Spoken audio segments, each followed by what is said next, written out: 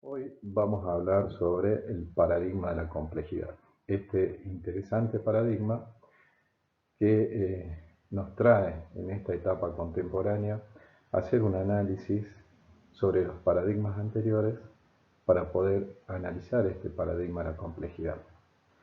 Me presento, me llamo Pablo Menéndez, soy médico y trabajo en la cátedra, en el equipo de cátedra del Seminario de Integración Metodológica y en el equipo de cátedra del Seminario de Ciencia, Metodología y Educación para la Salud de la Universidad Nacional de Jujuy, Facultad de Humanidades y Ciencias Sociales.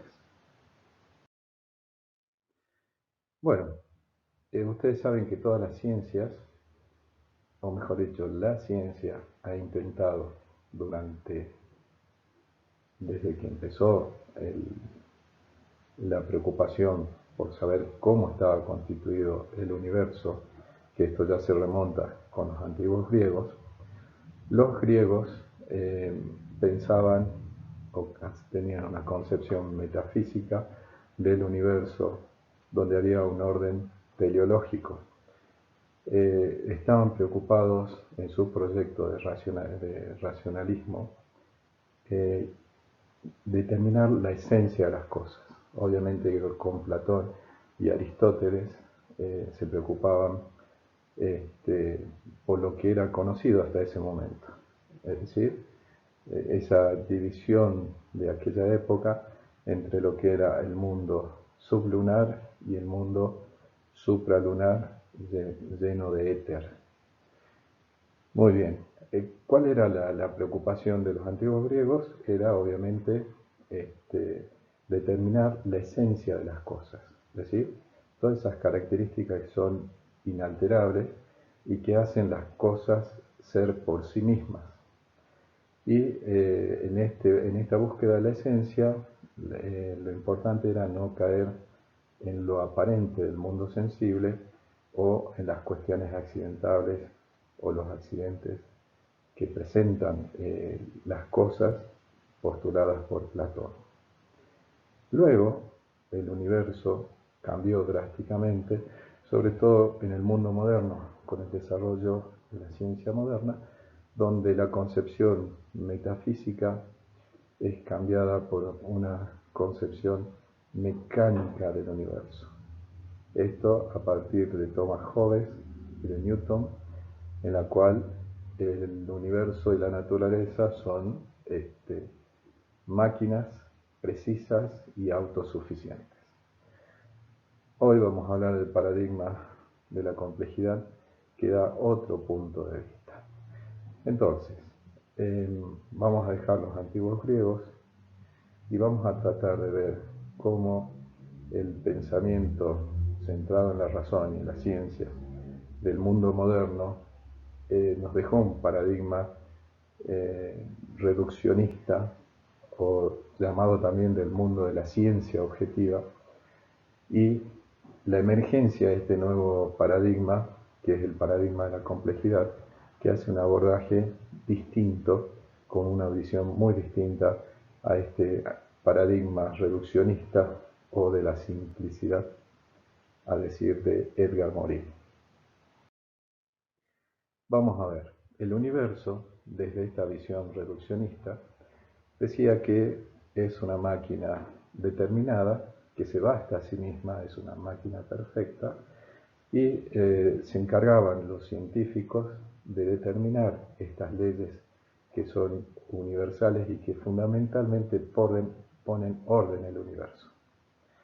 Decía también, siguiendo esta visión reduccionista, que está formada por hechos lineales, elementos homogéneos, de variables dependientes y variables independientes. Y en sí son entidades cerradas que están formadas por sustancia, identidad y causalidad lineal. Y por último, la realidad se va a reducir y se va a explicar por sus componentes. En cambio, desde una visión de la complejidad, también llamada emergentista o ciencia epistémica, el universo es una entidad abierta, y está formado por sistemas no lineales en todo su nivel. Entonces acá ya hay una marcada diferencia entre lo que veía el reduccionismo y la complejidad, en el cual son sistemas lineales muy posibles de estudiar a través del reduccionismo y a partir de una visión de la complejidad formado por sistemas no lineales. Y básicamente el universo está formado por sistemas no lineales. Y estas entidades son complejas, las cosas son complejas, que tienen una estructura o conjunto que se mantiene idéntico y sus constituyentes que se degradan y renuevan. Por ejemplo, les podría dar ahora el cuerpo humano, en el cual nuestra estructura, si bien va envejeciendo, se mantiene idéntica, pero de un día para el otro, nuestros constituyentes, que son las células, las moléculas, se han ido degradando, pero también se han ido renovando. Bien, dice que esta visión de la complejidad está formado por un tejido de constituyentes heterogéneos. Es decir, mientras el reduccionismo se encargó de estudiar todo aquello que era homogéneo, porque digamos, es más sencillo de estudiar, y el mundo reduccionista, todo lo que era heterogéneo, o lo derivaba a otra disciplina o simplemente no lo estudiaba por ser demasiado complejo. Entonces, esta complejidad tiene este tipo de constituyentes que están inseparablemente asociados y que presentan la paradoja de lo uno y lo múltiple, donde el todo es más que la suma de las partes. Es decir, si ustedes se ponen a ver el cuerpo humano, tiene sus constituyentes, que son las células, que también la estudiamos de manera separada, pero el cuerpo funciona de una manera integrada y única. Y vamos a ver que la actividad de todas las células, cuando son integradas a la función del organismo, el todo siempre va a ser más que la suma de las partes. La característica de todos estos constituyentes heterogéneos es que están enredados, desordenados, ambiguos, son con contradicción, son inciertos y están en múltiples dimensiones.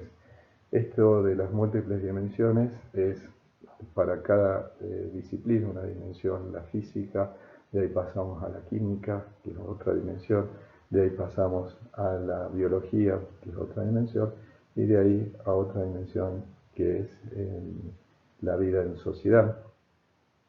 Y bueno, y lo que nos interesa acá es evaluar esta red formal de relaciones donde hay entramado, indeterminación, desorden y orden.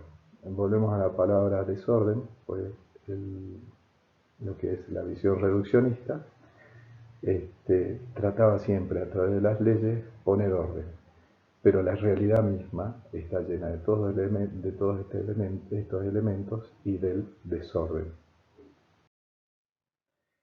Bueno, todo el surgimiento de esta visión reduccionista, ciencia objetiva de la modernidad, es a partir de este señor Descartes, donde el objetivo siempre fue develar lo simple escondido en ese desorden y esa multiplicidad, es decir, abocarse a cada vez más específicamente a elementos que constituyen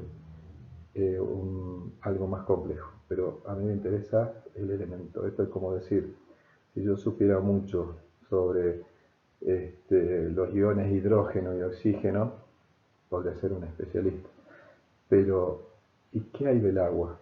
Que es de la combinación del hidrógeno y el oxígeno. ¿Sabría tanto? No, por supuesto que no.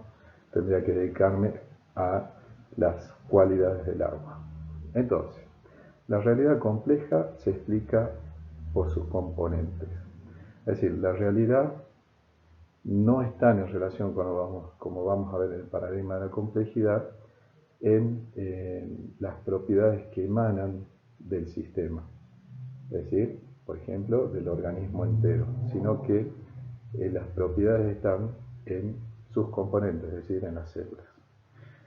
Bien, ¿cuál es el fundamento del paradigma? El fundamento del paradigma es el principio de selección de datos claros, de datos significativos. Y lo que no son significativos se los elimina. ¿Existen esos datos? Sí existen, pero como no son calculables, se los desecha. Entonces se rechaza los datos y hay una selección de elementos que sean homogéneos, que se puedan medir y calcular, donde haya certidumbre, donde no haya nada ambiguo, es decir, cuando algo puede significar dos cosas, donde hay una contradicción, y siempre en busca de la idea de Descartes, que es la idea clara y distinta. Y por fin, por último digo, el fundamento del paradigma reduccionista es poner orden en el universo a través de leyes o principios y perseguir el desorden. En esta visión reduccionista, y acá vemos un rompecabezas, lo que hace esta visión es intervenir la realidad produciendo disyunción, reducción, unificación abstracta y una visión unidimensional. Esto quiere decir que en la disyunción lo que va a hacer es desarticular, separar lo que está ligado para poder identificar y jerarquizar los elementos, los componentes. Pero con esta actitud uno destruye los conjuntos y las totalidades. El otro mecanismo o el otro tipo de intervención es la reducción, es decir, el elemento más complejo al más simple, tratando de estudiar las unidades elementales. Otro principio sería la unificación abstracta, en la cual se unifica lo diverso. Las partes y el conjunto están integrados en un solo elemento y con esto lo que hace es una anulación recíproca, pues no estudiamos ni las partes ni el conjunto, y ya vamos a ver por qué. Y una visión unidimensional donde no coincide, no concibe la complejidad de la realidad, por un lado, en lo micro, que es el ser y el individuo, esto en lo antroposocial, ni en su nivel macro, que es la humanidad. Entonces, como consecuencia, si yo fracciono la realidad en este rompecabezas, desfiguro lo real y mutilo el conocimiento, porque solamente voy a estudiar de todo lo que hay acá en este rompecabezas, solamente los elementos homogéneos. Y los elementos heterogéneos que existen en el mundo, no los voy a estudiar. Muy bien, ¿cuál es la ontogenia de este modelo, esta visión o este paradigma reduccionista? Es el de estudiar entidades cerradas que están formadas por sustancia, identidad y causalidad lineal. Es decir, A le sigue a B le sigue a C.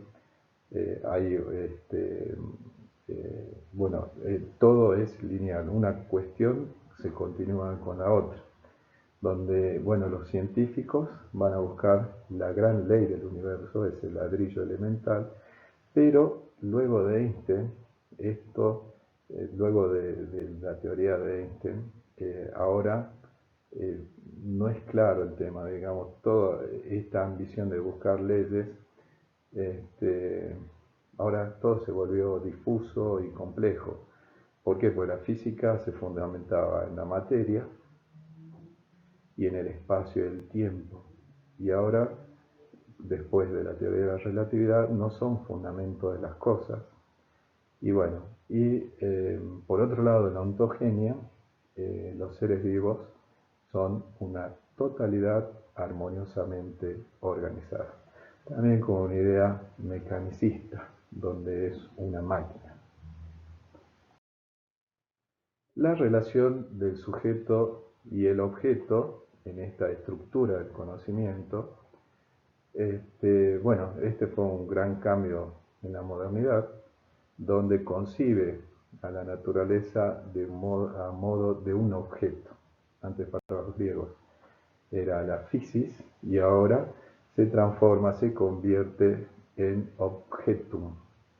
Y el sujetum es puesto en el mundo allí digamos, el objeto expuesto en el mundo para que el sujeto pueda básicamente, con el principio de las matemáticas, medirlo y calcularlo. Entonces, acá, en este paradigma moderno, indirectamente se afecta las características del sujeto y del objeto, en el cual el sujeto es eliminado por ser indeterminado. ¿Por qué? Porque el sujeto piensa, el sujeto tiene sus percepciones, el sujeto tiene su subjetividad, pero para que no haya error, para que tenga validez científica, para que sea verificado, el sujeto es apartado en la ciencia, con, ese objetivo detrás de todo, lograr la objetividad, eso de tomar distancia del objeto, es que el sujeto es anulado. Y por otro lado, en la filosofía de la modernidad, el objeto también está formado porque el mundo objetivo se disuelve en el sujeto que piensa, porque pues, en esta época hay una hipertrofia del filósofo a nivel trascendental. Hay, digamos, el nivel de pensamiento hace que el objeto sea dejado de lado. Y bueno, esta dualidad de sujeto y objeto se plantea, como todo el paradigma reduccionista, en la disyunción, en la repulsión y en la anulación recíproca, que tiene sus problemas para llegar a la razón, no a la razón, para llegar al conocimiento más preciso de la realidad. Con respecto a la epistemología siempre procuró, en este caso, en verificar, certificar y observar que todos los pasos para llegar a un conocimiento valedero sea lo más importante. Entonces esta epistemología es cerrada, aduanera y controla todo el conocimiento y rechaza toda teoría adversa. Por más que surgió, se la rechaza. Entonces hay un monopolio de la verificación y directamente es acrítica, porque si no llegó los pasos necesarios del método para que sea valedero, es dejada de lado. Con respecto a las teorías que se construyen, todas estas lamentablemente, para analizar el mundo complejo, se van rompiendo estas teorías. Cuando hay un pasaje de la física a la biología se rompe y de la biología a la antropología se rompe. Es como que en esto del mundo disciplinar, cada conocimiento está en cada campo y no pasa de un campo hacia otro. Y con respecto al método que emplea la visión reduccionista, es cuantitativo y trata de explicar los sistemas complejos a partir de elementos o partes. Y de nuevo, tiene una racionalidad lineal, unidireccional, lógica matemática, deductiva o inductiva, que esto ya lo conocemos. Entonces, la lógica tiende a ser hemostática, es decir, que mantiene íntegro todo este sistema axiomático del pensamiento lógico y que va a expulsar sí o sí la contradicción y el error, porque si existiera eso, invalidaría el conocimiento.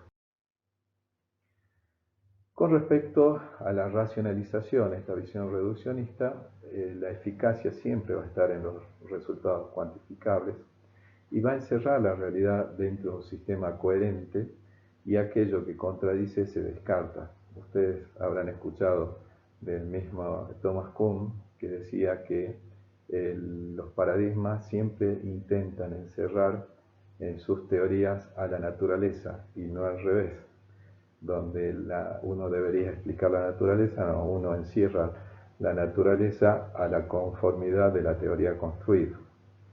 Y obviamente esta visión reduccionista generó una ciencia dividida en disciplinas, donde se fragmentó el saber con una estructura lógica individual y siempre separada del sistema, aislada del sistema total.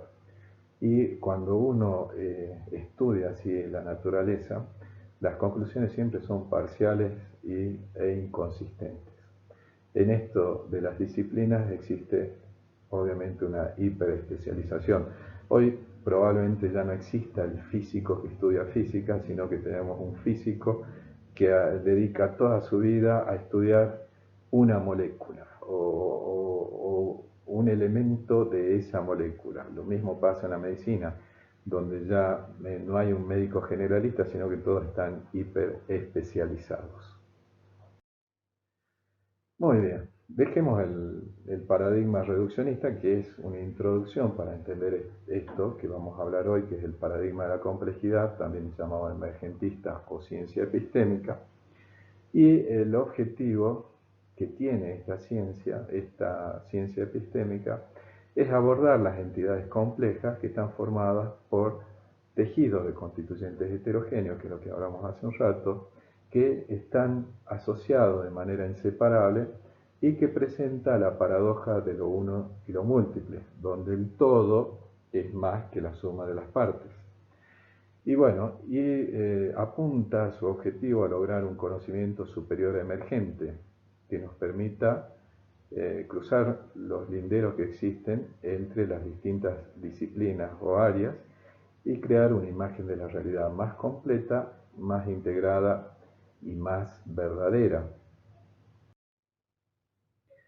Este paradigma de la complejidad tiene su fundamento y es el de abordar la conjunción de lo uno y lo múltiple, donde hay entramado caracterizado por interacciones o interretroacciones complejas, infinitas o interferencias, la solidaridad que existe entre los fenómenos, la indeterminación que tienen algunos fenómenos, la incertidumbre, la contradicción, la ambigüedad, el orden y el desorden, y la existencia de fenómenos aleatorios.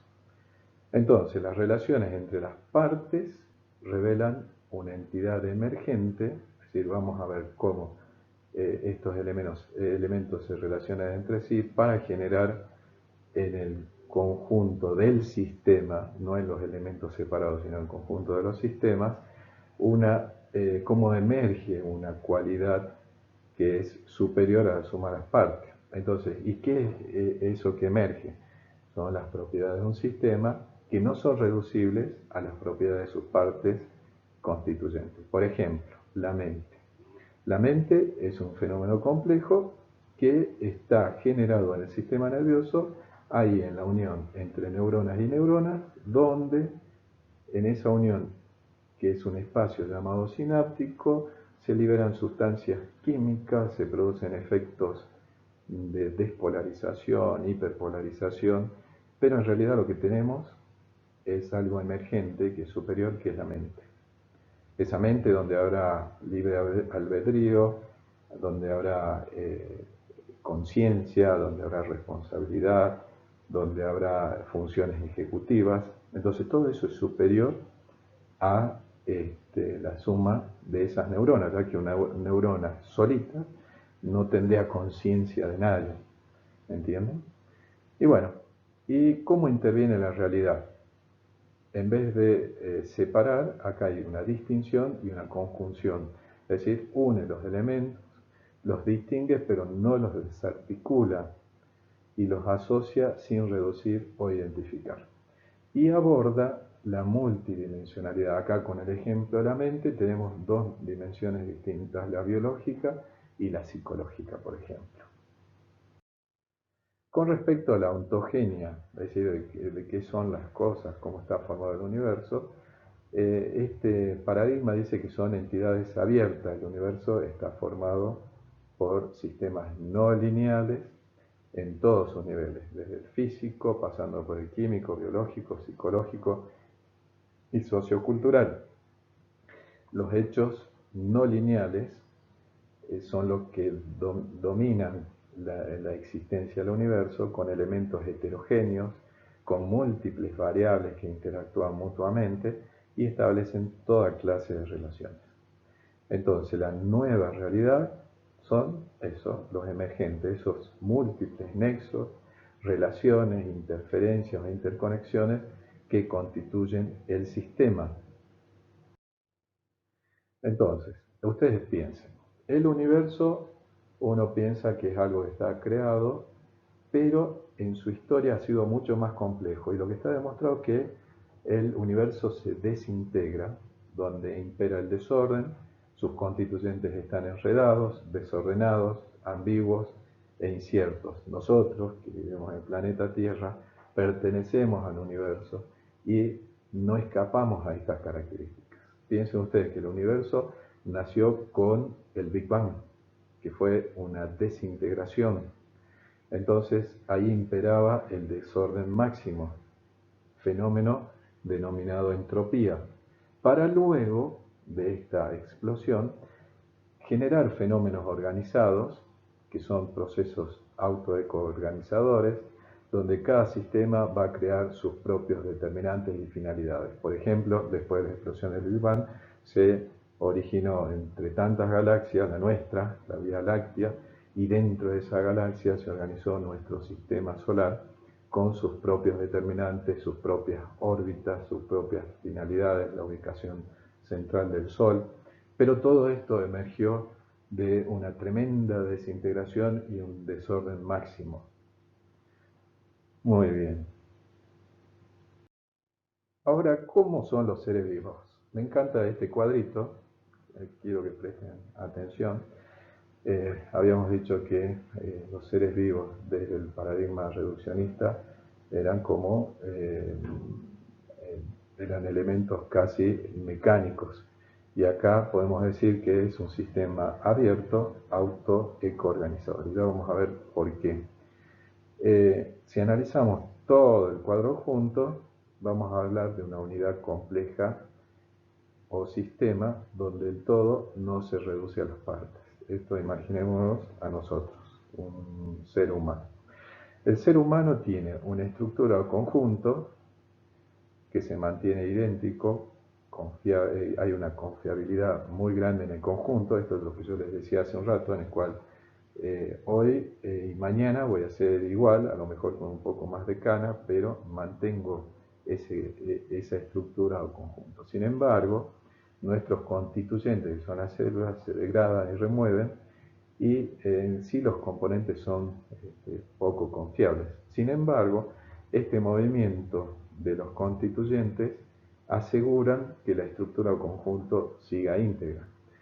En el interior de un ser vivo domina la entropía, que quiere decir un desorden en el seno del sistema, pero amalgamada con la negentropía. Es decir, acá hay una contradicción o ambigüedad, pero de esto estamos formados los seres vivos, entre la entropía y la negentropía, donde la negentropía contribuye al desarrollo de la organización, de la complejidad, y que está todo determinado en los mensajes que tiene el ADN.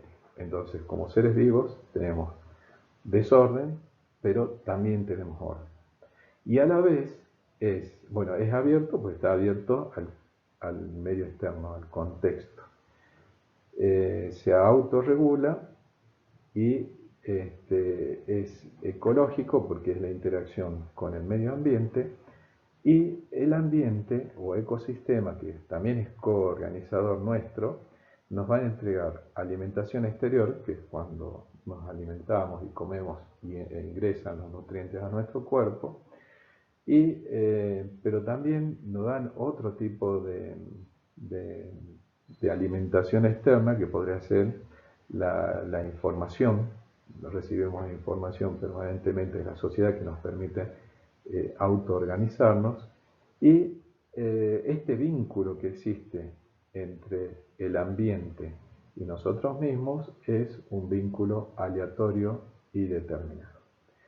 Entonces, no somos seres o sistemas cerrados, sino que somos sistemas abiertos, muy influenciables con nuestro entorno y muy dependientes de nuestro entorno. ¿Qué pasa con la relación sujeto y objeto? Vamos a ver que, esto es repetir obviamente, que la realidad es una red formal de relaciones, producto de los juegos sistémicos, donde la emergencia e interferencia son constitutivos del objeto.